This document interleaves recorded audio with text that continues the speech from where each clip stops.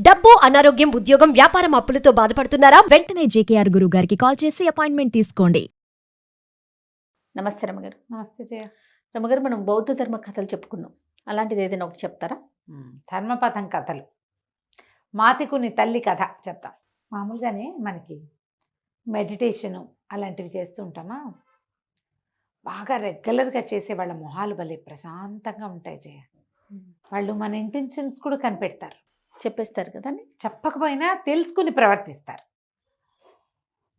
అవతల వాళ్ళ ఇంటెన్షన్ని గమనిస్తారు, వాళ్ళు గమనించగలుగుతారు. అలాంటిది ఈ కథ. ఈ జీతవనంలో బుద్ధుడు ఉన్న కాలంలో బౌద్ధ భిక్షుకులు చాలామంది ఆయన దగ్గర ఉండేవాళ్ళు. అయితే వీళ్ళు ఏంటంటే మామూలు రోజుల్లో ఎప్పుడూ భిక్షాటన చేసి వాళ్ళ అవసరం కదా, భిక్ష కోసం వెళ్ళేవాళ్ళు. ఆ రోజుకి ఆహారం సంపాదించుకోవటం. అయితే వర్షాకాలంలో వీళ్ళు ఏం చేసేవాళ్ళు, భిక్షకి వెళ్ళేవాళ్ళు కాదు. ఎక్కడైనా ఒక ప్లేస్ చూసుకుని, ఇక సంచారం కుదరదు కదా, వర్షాకాలం సంచారాలు ఎట్లా చేస్తారు, సంచారం ఆ ఊరు ఈ ఊరు తిరగటము ఉండేది కాదు, భిక్షకి వెళ్ళేందుకు ఉండేది కాదు. ఏదైనా ఒక గ్రామము కదలకుండా ఉండే అవకాశాన్ని చూసుకుని అక్కడ తాము మెడిటేట్ చేసుకునేవాళ్ళు, దీక్షలో ఉండేవాళ్ళు. అయితే ఈ మాతిక అనే ఒక గ్రామానికి బయలుదేరారు కొంతమంది భిక్షుకులు. ఆ మాతిక హిమాలయాలకి దగ్గరలో, హిమాలయ కొండపాదాల దగ్గర ఉన్నదన్నమాట. ఆ గ్రామ అధికారి పేరే మాతికుడు. ఆ గ్రామం పేరే, అతని పేరు మాతికుడు అని పిలుస్తారు. ఆ అధికారి ఇంటికి వెళ్ళాలనుకున్నారు. ఎప్పుడైతే ఇలా కొంతమంది బౌద్ధ భిక్షకులు తమ ఇంటికి వస్తారని తెలిసిందో, ఈ మాతికుని తల్లి చాలా ఆధ్యాత్మిక భావాలు ఉన్న ఆవిడ ఏం చేసింది, ఒక ప్లేసు తమ ఇంట్లో ఒక పక్కగా ఖాళీ చేయించి చిన్న చిన్న కుటీరాలు వేయించేసింది. వీళ్ళకి అన్ని ఏర్పాట్లు చేసింది. ఈ సమూహం జేతవనం నుంచి అక్కడికి నడిచి వెళ్ళారు. వీళ్ళంతా అలసిపోయి ఉంటారు కదా, అన్ని ఏర్పాట్లు చేసేసరికల్లా సరే లోపలికి అందరు వెళ్ళారు. నాయన మీరంతా ఇక్కడ ఉండి చక్కగా మీరు దీక్ష చూసుకోండి, మీ జపాలంటే వాళ్ళు ఏదో ఉంటారు కదా, ఏమంటారు దాన్ని, మా దీక్ష నిశ్శబ్దంగా కూర్చుని ఉంటారు. త్రిపిటకాలు అవి ఇవి వల్లె వేసుకుంటూ ఉంటారు. మీరు ఇక్కడ దీక్ష వహించవచ్చు నాయన, కులాసాగా ఎవరిదారిని వాళ్ళు ఉండొచ్చు అని చూపించింది. వీళ్ళు ఆశ్చర్యపోయారు. ఇన్ని ఏర్పాట్ల, మామూలుగా వాళ్ళు ఎక్కడికైనా వస్తే ఏదో తాటాబూటాగా ఉన్న చోట ఉంటారు వాళ్ళు. ఇక్కడ ఎట్లా ఉన్నాయి, చక్కగా చిన్న చిన్న పటకుటీరాలు, బట్టలు ఆరేసుకునేందుకు ఏర్పాటు, తగిన నీరు, ఆహారానికి ఏమి తిప్పలు పడక్కర్లా, నేను ఏర్పాటు చేస్తాను అయినా మీకు అన్నపానాదులన్నీ నా పూచి అంది. ఇన్ని ఏర్పాట్లుంటే సుఖపడతాం మనం, అంతేగా. దీక్ష ఏమి నడుస్తుంది. వీళ్ళల్లో ఒక ఆయన చాలా భయపడ్డాడు, ఇంత సౌకర్యవంతంగా ఉండకూడదు.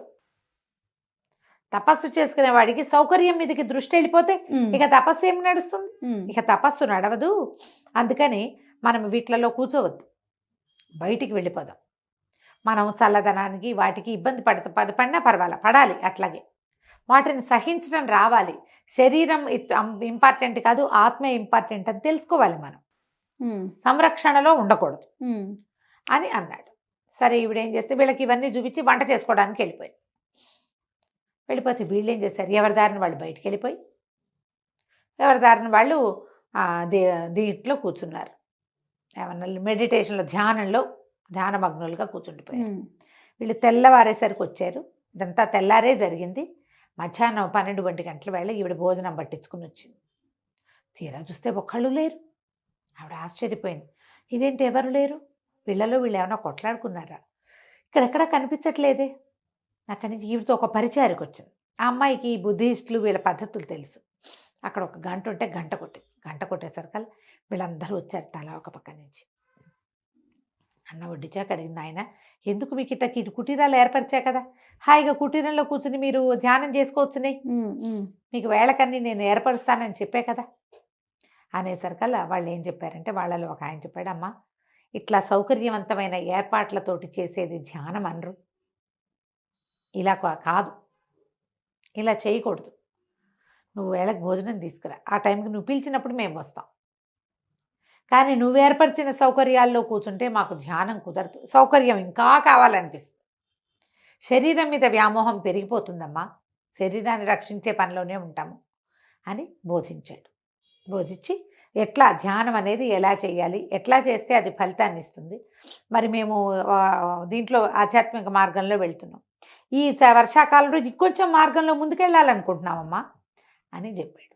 చెప్పేసరికల్లా ఆవిడ ఆశ్చర్యపోయింది. ఇట్లా చేయాలా, ఇదే పద్ధతి అని. ఆవిడ యవ్వనంలో యంగ్స్టర్ అయితే శరీరానికి ఇంపార్టెన్స్ ఇవ్వకూడదు అలాంటి మాటలు అర్థమయ్యేవి కాదు. అవును. ఈ శరీరం నేను కాదు అసలు, ఆయన చెప్పిన మాట అది. శరీరం అనేది నేను వేరు, శరీరం వేరు. ఈవిడ వృద్ధాప్యం వచ్చిన ఆవిడకి అర్థమైంది. తెలుసు ఆవిడకి యంగ్నెస్ అంతా కోల్పోయి తను ఎట్లా అయ్యానో ఆవిడకి తెలుస్తోంది కదా. ఆవిడ కూడా వాళ్ళు చెప్పిన విధంగా పెద్దగా ఏ ఇంపార్టెన్సు సౌకర్యానికి ఇవ్వకుండా ధ్యానమగ్నురాలు కావడం మొదలుపెట్టింది. వాళ్ళున్న వర్షాకాలం అంతా ఎంతో చక్కగా చూసుకుంది వాళ్ళని ఆవిడ. వాళ్ళని చూడడమే ఆవిడ ధ్యానం అంతే. విశేషించి ధ్యానం చేసుకోవటం నేర్చుకున్నాక వర్షాకాలం అయిపోయింది. వీళ్ళంతా వెళ్ళిపోయారు. ఈ వెళ్ళిపోయిన భిక్షుకులందరూ జేతవనంలో ఈ మాతికుని తల్లి ఎంత ఆపేక్షగా తమని చూసిందో విపరీతంగా చెప్పారు. చెప్పేసరికల్లా వర్షాకాలం వెళ్ళాక వచ్చే కాలం ఏమిటి, శీతాకాలం. ఈ ఉన్న వాళ్ళల్లో భిక్షుకుల్లో ఒక యువకుడు ఉన్నాడు. అతను ఏమనుకున్నాడు, అక్కడికి వెళ్ళి చేసుకుందాం మనం అని చెప్పి బుద్ధుని అనుమతి వేడి అతను మాతికుని తల్లిని చూడదలుచుకున్నాడని శాక్యమునికి అర్థమయ్యి వెళ్ళమన్నాడు. అనుజ్ఞ ఇచ్చాడు. ఇచ్చేసరికల్లా సరే అక్కడి నుంచి వచ్చాడు ఇక్కడికి. చాలా శ్రమపడ్డాడు.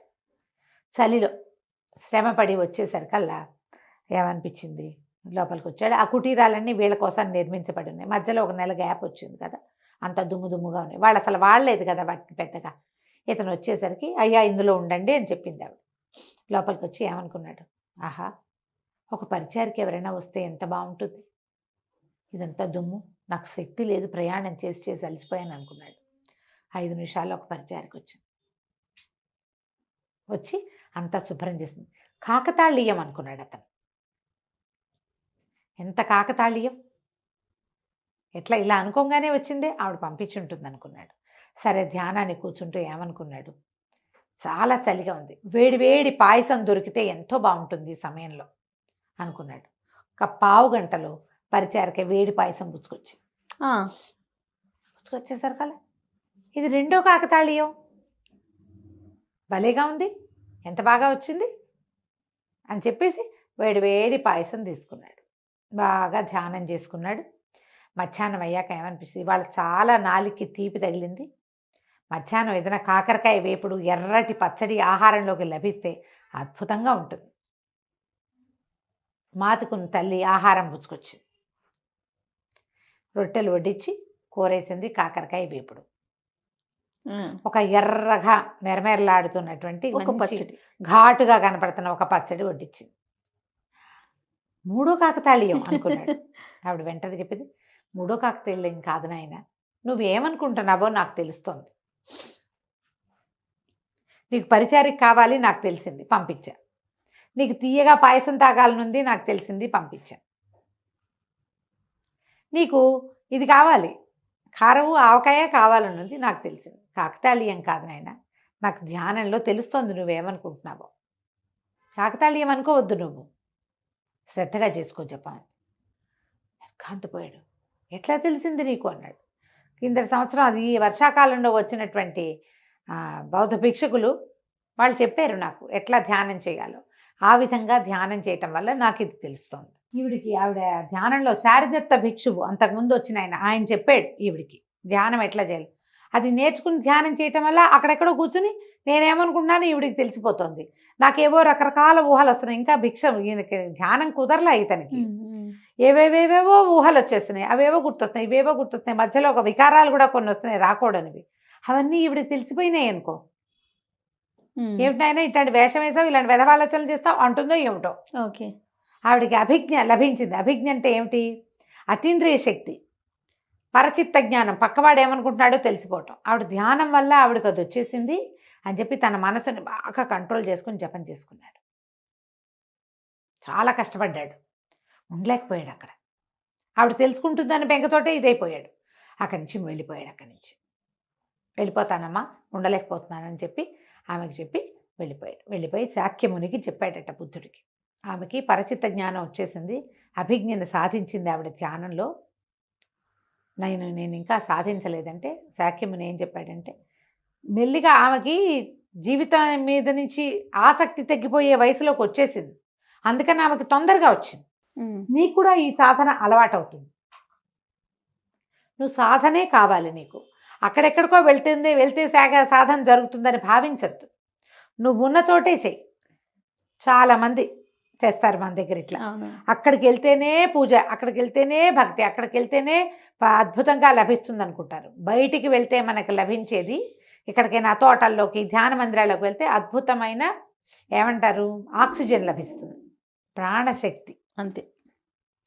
తప్ప నీ లోపల ఇవి ఉన్నాయి చూసావా, ఏకాగ్రత, చిత్తం మీద మనకి కంట్రోల్, అవన్నీ నువ్వు నీకు రావాలి. ఎక్కడున్నా ఒకటే అది.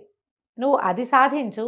మాతికుని తల్లి అది సాధించగలిగింది. ఆవిడ తన దైనందిన కార్యక్రమాలన్నీ చేసి భిక్షుకులందరినీ చూసుకుని కూడా ధ్యానం చేయగలిగింది.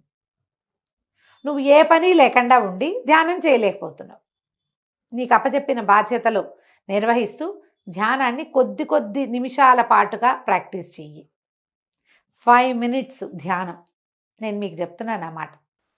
5 నిమిషాలు, 5 minutes టైం పెట్టుకుని కళ్ళు మూసుకుని ఉండండి. చాలా మందికి ధ్యానం నిలవదు. మెడిటేషన్ అస్సలు చేయలేకపోతాం. 5 నిమిషాలు 10 నిమిషాలు కళ్ళు మూసుకుంటే ఏదో గంటలు గడిచిపోయిన భావం వస్తుంది. అవును, గడిచిపోతాయి అట్లాగే. అలా అయిపోతుంది మనకి. మనము కొద్ది నిమిషాలు ప్రాక్టీస్ చేయాలి. ధ్యానం వల్ల మీకు ప్రపంచంలోంచి ఏదైనా కావాలంటే వస్తుందని భావించద్దు. మీలోంచే అది మీకు లభిస్తుంది. అది చాలు. ప్రధానంగా ఏంటంటే ప్రశాంతమైన చిత్తం. సమస్యల నుంచి బయటపడడానికి చాలా అవకాశాలు కావాలి. కానీ సమస్య పట్ల బాధ లేకుండా ఉండడానికి మాత్రం ప్రశాంతత కావాలి కదా. ఇప్పుడు నేను చాలా తీవ్రమైన సమస్యల్లో ఉన్నాననుకో, నేను ఆశ్రయించాల్సింది భగవంతుడితో పాటు ధ్యానాన్ని. పరిస్థితులు అవే మెరుగుపడతాయి ఎప్పుడో ఒకప్పుడు. మనుషులు ఏం చేస్తారు, కూర్చున్నామనుకో తపస్సుకి, ధ్యానాన్ని కూర్చుంటే అయితే గతంలోకి పరిగెడుతుంది మనసు, లేకపోతే భవిష్యత్తులోకి పరిగెడుతుంది. భవిష్యత్తులో బంగారు కళ్ళు కానీ ఏవో వేసుకుని అవి కూలిపోతాయి, పేక మేడలు కడతాం. గతంలోకి వెళ్ళి మనసుని ఇంకా చిన్నబుచ్చుకుని కష్టపెట్టుకుని దుఃఖాన్ని వెళ్ళబోసుకుంటూ ఉంటాం. నువ్వు అది చేయకూడదు, ఇది చేయకూడదు. మధ్యలో ప్రశాంతంగా వెళ్ళాలి. పరిస్థితులతో పాటే నువ్వు వెళ్ళాలంటే ధ్యానం నీకు సహాయం చేస్తుంది. బుద్ధుడు చెప్పినటువంటి ఈ వాక్యాలు జ్ఞాపకం పెట్టుకోవాలి. తప్పకుండా మనసుని నిలకడపరుచుకో. నువ్వు చేసే పనులు మానేసి నువ్వు నిలకడపరుచుకుందామనుకోవద్దు. పనే నిలకడే అంతే. దేనికదే దాని మీద ఫోకస్ ఉండాలి, దీని మీద నీకు ఫోకస్ ఉండాలి. అంటే నీ క్రియలు ఏవి ఆగవు, కానీ నీకు ప్రశాంత చిత్తం లభిస్తుంది. మాతికుని తల్లి కథతోటి ఇది ధర్మపదం కథ మనకు తెలియజేస్తుంది. చాలా బాగుందండి. నమస్తే. నమస్తే జయ.